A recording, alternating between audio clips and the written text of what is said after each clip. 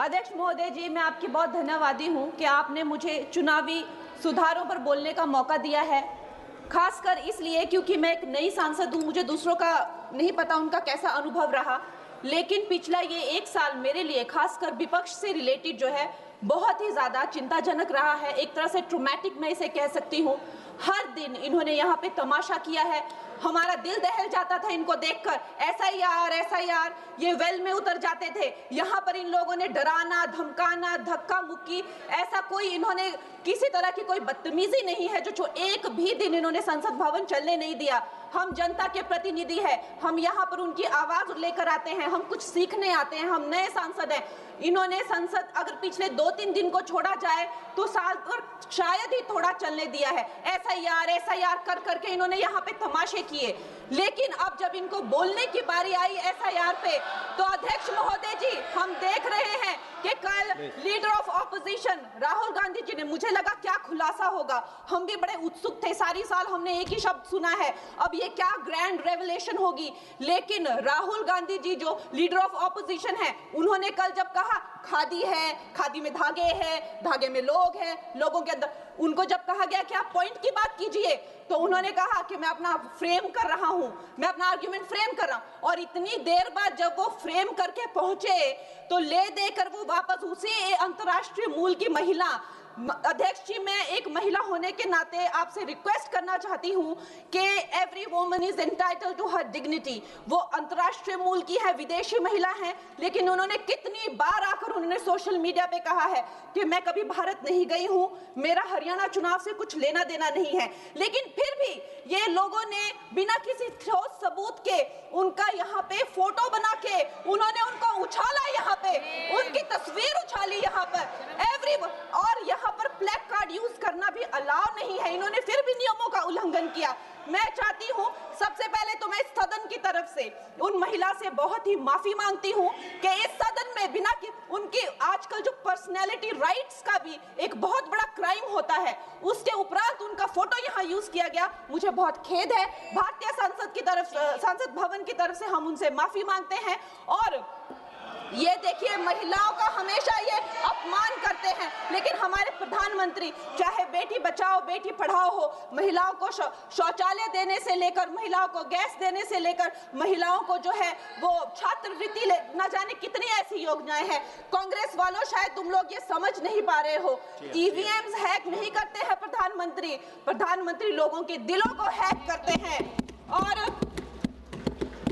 और ये लोग दुहाई देते हैं कि वो जो पुराने जमाने के दकियानूसी, वो जो चिट कागज पे लिखकर जो मतदान होता था वो सबसे अच्छा था। ये लोग भूल गए वो दिन, आप लोग भूल गए वो दिन।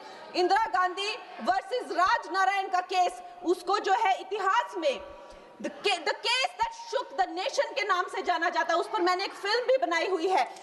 वोट चोरी और वोटों की धांधली के लिए एक प्रधानमंत्री पे एक साधारण से नेता ने केस किया था और उस धांधली में वो पकड़ी गई थी। हर उनका जो आरोप है उसमें सच सिद्ध किया गया था और रातों रात उनको कुर्सी छोड़ने के लिए कहा गया था और रातों रात जो है उनको ये आदेश दिया गया था कि आगे इतने सालों तक आप कभी जो है वो चुनाव लड़ नहीं सकते। ये धांधलियां इन्होंने करी हुई हैं और ये जो है उस टाइम के बैलेट बॉक्सों को उठाकर ले जाते थे ये लोग और आज कहते हैं कि इनको ईवीएम्स जो है वो हैक हो जाते हैं। अध्यक्ष महोदय जी मैं इनको याद दिलाना चाहती हूँ, प्रियंका गांधी जी कहती हैं कि छोड़ो पुरानी बातें, हम पुरानी बातें नहीं करेंगे, हम पुराने लोगों के बारे में नहीं बोलेंगे। तो मैं ये जानना चाहती हूँ कि आपकी जो माता जी हैं वो तो आपकी अध्यक्ष है और इस वक्त की वो अध्यक्ष है, उनकी जो है आप देखिए जब उनकी नागरिकता नहीं थी, जब उनके पास 1983 में नागरिकता आई, उसके कितने साल पहले से वो वोट देती आ रही हैं।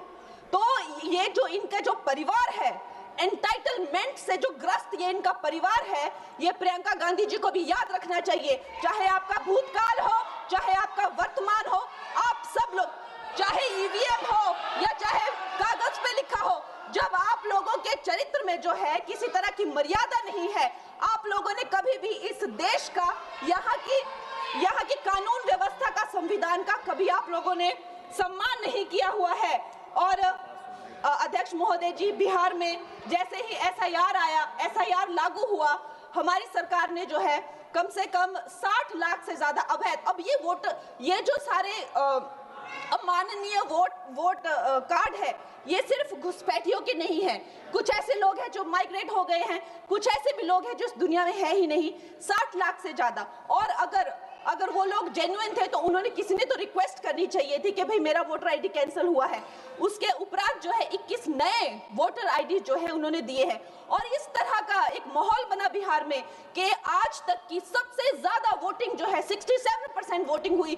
नागरिकों में ये उत्साह जगा कि जो है इस तरह की जो क्लेंजिंग प्रोसेस है वो होना चाहिए। मैं एक देशभक्त होने के नाते अध्यक्ष महोदय जी, मैं ये प्रपोज करना चाहती हूँ कि हमारे देश में जो है हमेशा महीने 2 महीने बाद हमारे जो शीर्ष नेतृत्व हो गए, सारे अधिकारी हो गए, हमारे जितने भी रिसोर्सेज हैं, हम लोग उनको हर महीने 2 महीने में इलेक्शंस में जो है पुश कर देते हैं। इससे हमारे देश का बहुत ही भारी नुकसान होता है।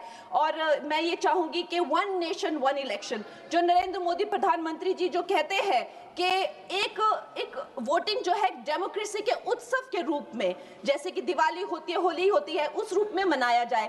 क्योंकि ये सिर्फ सरकार का ही नुकसान नहीं है, 10,000 करोड़ से ज्यादा का जो नुकसान होता है सिर्फ वही नहीं है, लेकिन मुझे लगता है कि धीरे धीरे हमारे जो नागरिक भी है उनमें जो वोटिंग फटीक है, बार बार उन्हें जागरूक करना, बार बार कई जगहों से जहां वो काम करते हैं वहां से उनको ट्रैवल करके अपने नेटिव प्लेसेस पे आना और बार बार मार्केटिंग करके, it is exhausting for the whole ecosystem. तो मैं ये प्रपोज करना चाहती हूँ कि 1 नेशन 1 इलेक्शन को लाया जाए। और ये जो भी हमें जिस तरह की जो असुविधा होती है, हर महीने 2 महीने में इलेक्शन